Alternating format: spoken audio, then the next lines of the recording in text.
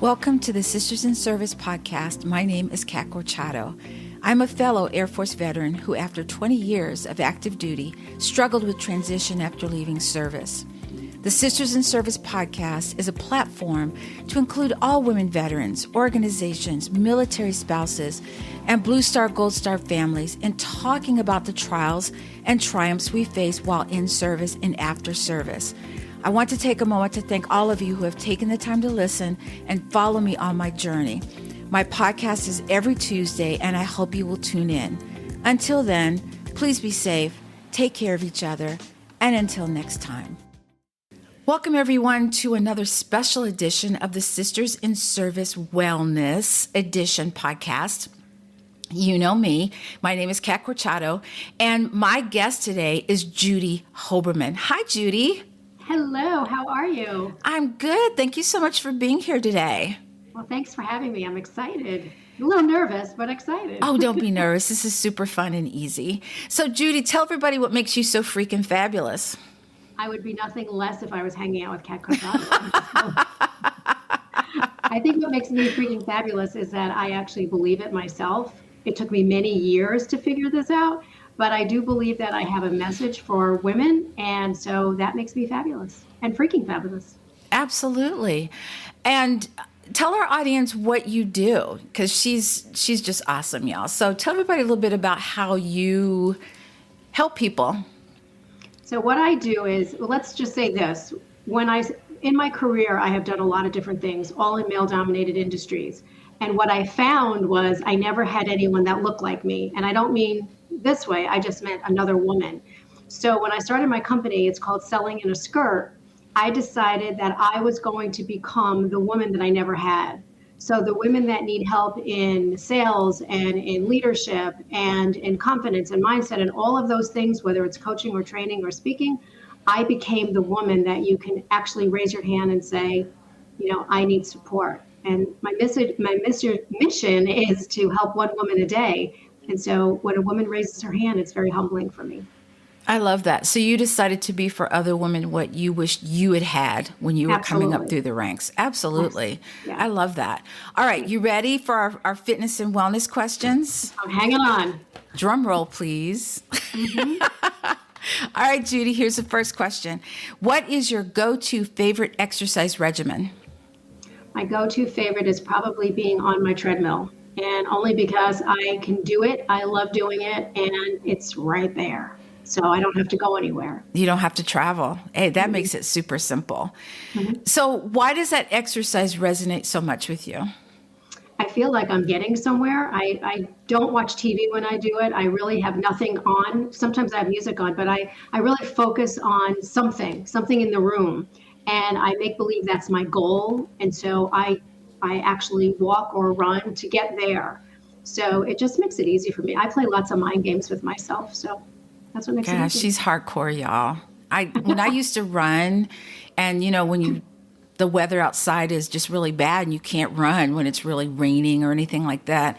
And I would have to do my mileage on a treadmill, and I would cover it up with a towel, and then I'd peek at it and I'd say, I've only got a mile. What's the problem here?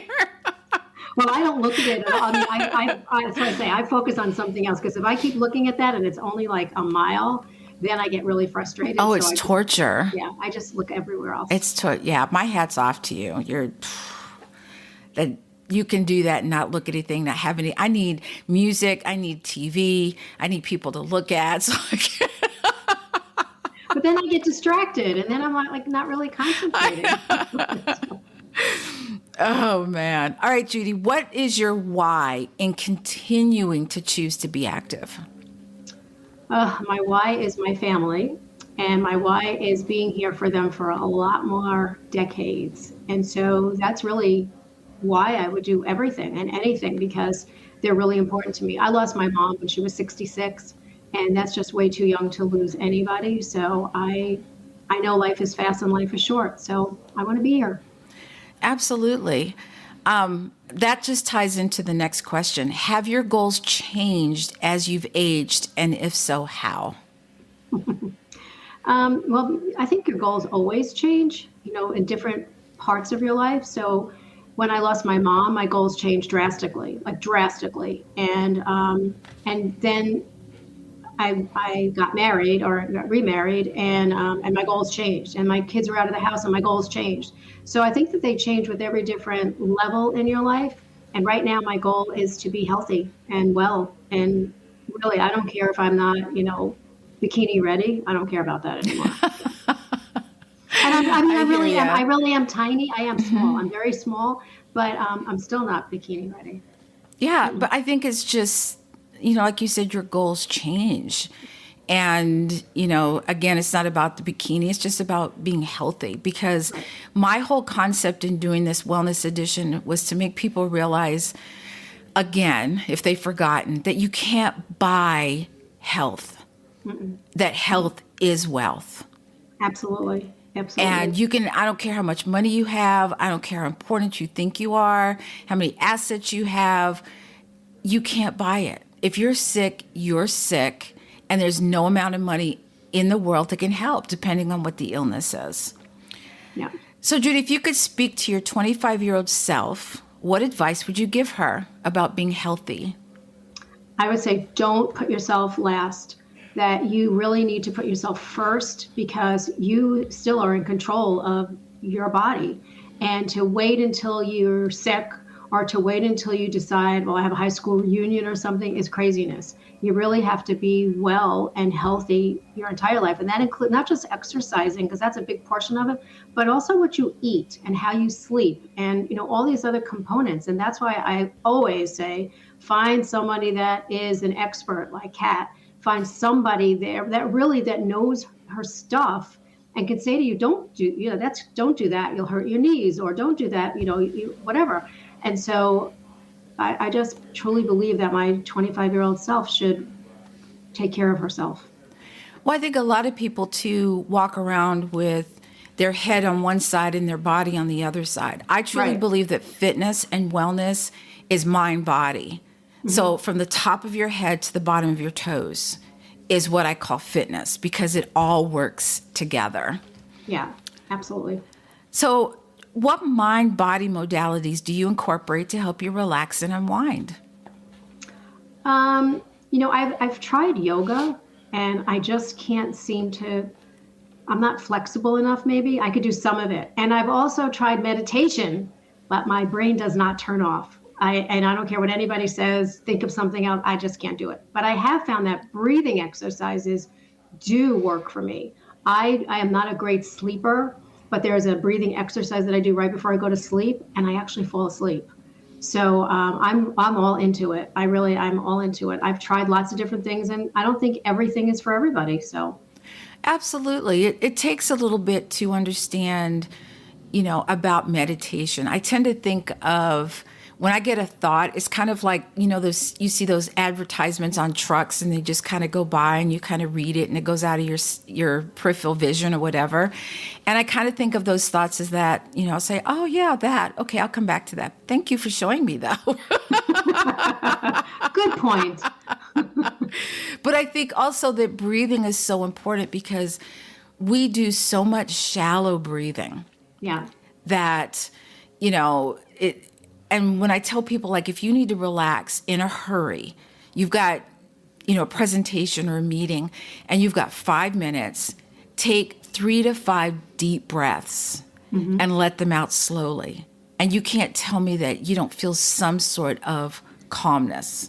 You have to. You have to, because you're really concentrating on that as opposed to what's over there. Absolutely. Yeah. All right. So what is your favorite go-to cheat food? Well, I would say number one would be M&Ms. However, I don't buy them because I'd have to hide them from myself. And I don't know, is sushi really a cheat food? I don't know, but that would be. I don't think it is. I think, sushi's that's a protein. I'm talking about a true, like for me, my love language cheat food is ice cream. Yeah, I'm not big on ice cream. So you're not a sweets girl? A little bit. I would say, I know what my cheat would be, like really good bread. like freshly made bread, Ooh. and then if you have sauce there, dip it into the sauce. I'm not a butter person, Right. but fresh bread, that would be it. That's my Just the downfall. smell of it makes you want Yeah, to eat it, yeah, right? Just the yeah, smell of it. yeah. Wow, you're the first person to say that was bread. So that's very interesting. I like to talk about those things because a lot of people who aren't in the industry of health, fitness, and wellness think that people like me don't eat stuff like that. And I'm like, why do you think I work out? So I can have those types of foods. Not in excess amounts, but if I want ice cream, I want real ice cream. If I want bread, I don't want low-fat bread. I don't want low whatever. I want bread. Bread. I want bread that you bake and it's got the yeast and the thing and all of the stuff, so I can sit there and enjoy it. I love all of that. All right, Miss Judy, we're on to the second part of our interview. The this or that fitness edition. You ready? I'm ready. You just have to pick one. Would you rather be at the gym or be outdoors? Outdoors. Burpees or mountain climbers? Ugh. Ugh. She's like, I'll just take the 0, please. I'll take burpees. Yikes. Strength training or cardio? Oh, depends on the day, but I would say, since I do cardio all the time, I would say strength training, actually. Okay. Soul Cycle or Peloton? Ugh. I would say Peloton. I'm not a bike person, but we have a I'm Peloton. not either. I just don't like. I might like as I'm listening, as I'm thinking about it. I'm going You're like shifting this. in your. I know, right? Those stupid seats.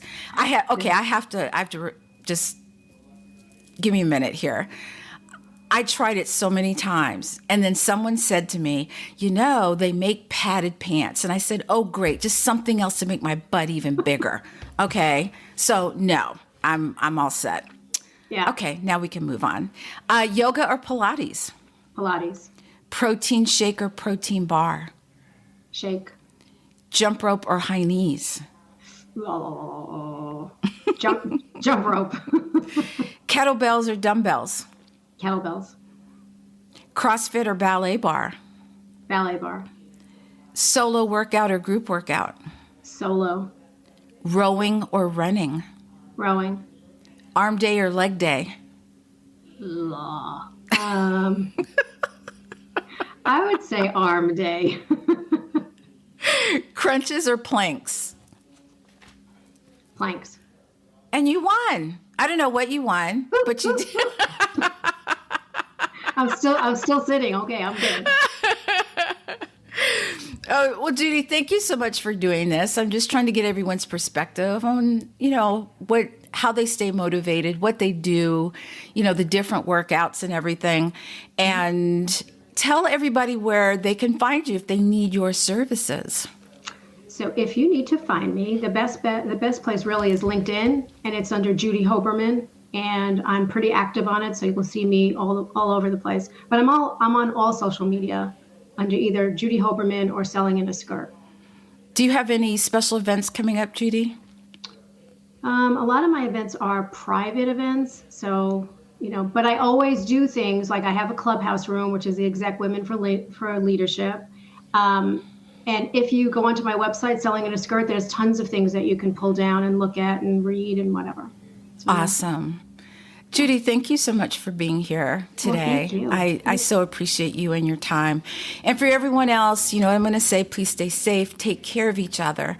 Until next time, and it's never too late to start your impossible. My name is Kat Corchado. I am the host of the Sisters in Service podcast, and I am a content creator of color.